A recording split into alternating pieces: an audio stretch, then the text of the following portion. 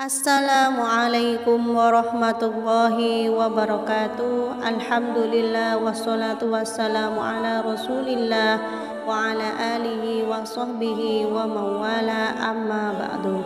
Syukur alhamdulillah kita bisa berjumpa lagi di channel ini. Semoga saudaraku semuanya selalu diberikan kesehatan, dilapangkan rezekinya, diampuni dosa-dosanya dan dipanjangkan umurnya. Amin ya rabbal alamin. Saudara, dikisahkan bahwasannya ada seorang pemuda dari Bani Israel yang menderita sakit keras hingga parah. Berobat kemana saja hasilnya tetap nihil. Sebelum dilanjutkan, dengan kerendahan hati kami meminta keikhlasannya untuk turut mendukung channel kecil ini agar besar manfaatnya untuk kita dengan cara menekan tombol like dan subscribe. Bagi yang sudah like dan subscribe, saya doakan semoga rezekinya semakin lancar. Amin ya rabbal alamin. Saudaraku, si pemuda tidak berhasil mendapatkan kesembuhan karena saking parahnya keadaan. Ibunya mengucapkan nazar jika anaknya sembuh dari penyakitnya, ia akan keluar dari alam dunia selama 7 hari. Setelah Allah Subhanahu wa Ta'ala memberikan anugerah kesembuhan kepada anaknya, ia tidak dapat melaksanakan nazarnya sebab tidak mengetahui bagaimana caranya keluar dari alam dunia. Suatu malam ketika tidur, ia bermimpi didatangi seseorang berjubah putih seraya berkata, "Penuhilah nazarmu agar kelak tidak mendapatkan musibah yang berat dari Allah." Orang berjubah memberi petunjuk agar perempuan itu dikubur hidup-hidup selama 7 hari. Pagi harinya ia pun memanggil anaknya dan menceritakan apa yang ada dalam mimpinya semalam.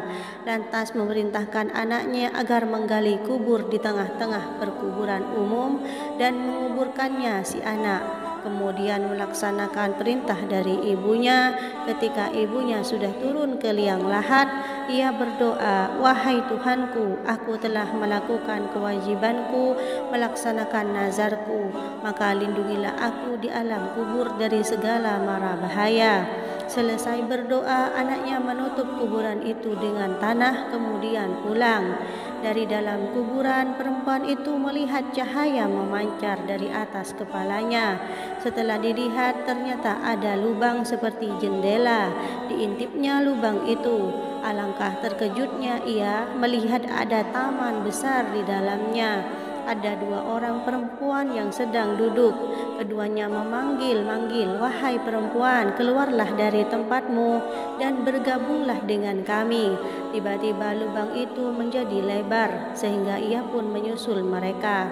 Ia mengucapkan salam kepada mereka berdua, akan tetapi mereka tidak menjawab salamnya. "Kenapa kalian berdua tidak menjawab salamku?" Kedua perempuan tersebut menjawab, "Mengucapkan salam adalah sebagian dari ibadah dan kami sudah tidak dapat melakukannya." Saat mereka duduk di tepi telaga sambil asyik mengobrol, tiba-tiba ada seekor burung hinggap di kepala salah satu perempuan dengan kedua sayapnya. Burung lainnya hinggap di kepala perempuan kedua lalu melukai kepalanya dengan paruhnya. Lalu ia bertanya kepada perempuan pertama, "Sebab apa engkau memperoleh kemuliaan dan kenikmatan ini?" Perempuan pertama menjawab, "Selama saya di dunia selalu patuh dan taat kepada suamiku sehingga Allah Subhanahu wa Ta'ala memberikan kemuliaan kepadaku." Lalu ia pun bertanya kepada perempuan kedua, "Sebab apa engkau mendapatkan siksaan pedih seperti ini?" Perempuan kedua menjawab, "Ketika hidup di dunia, aku tekun beribadah, namun aku durhaka kepada suamiku, sehingga Allah Subhanahu wa Ta'ala memberikan siksaan pedih seperti yang engkau lihat. Suamiku tidak meridhoiku sampai meninggal dunia hingga saat ini. Oleh karena itu, jika engkau telah kembali ke dunia lagi, maka sampaikanlah permintaan maafku kepada suamiku. Barangkali suamiku berkenan memaafkanku dan meridhoiku. Setelah 7 hari lewat, dua perempuan itu berkata, berdirilah dan masuklah ke kuburanmu, karena anakmu sudah datang menjemputmu. Ketika ia memasuki kuburnya, anaknya sudah selesai menggali kuburannya, kemudian mengeluarkannya dari kuburan dan membawanya pulang ke rumah. Sesampainya di rumah, berita tersebar luas bahwa dirinya masih hidup dan berhasil memenuhi nazarnya. Banyak tetangga berbondong-bondong dan ingin mendengarkan pengalamannya. Tanpa disadari, ia melihat suami perempuan yang mendapatkan siksaan di alam kubur dan menceritakan apa yang dialami istrinya. Perempuan itu memintakan maaf dan ridho kepada suaminya. Setelah mendengarkan ceritanya, suaminya mau memaafkan dan meridhoi mendiang istrinya. Malam harinya ia bermimpi bertemu dengan perempuan tersebut.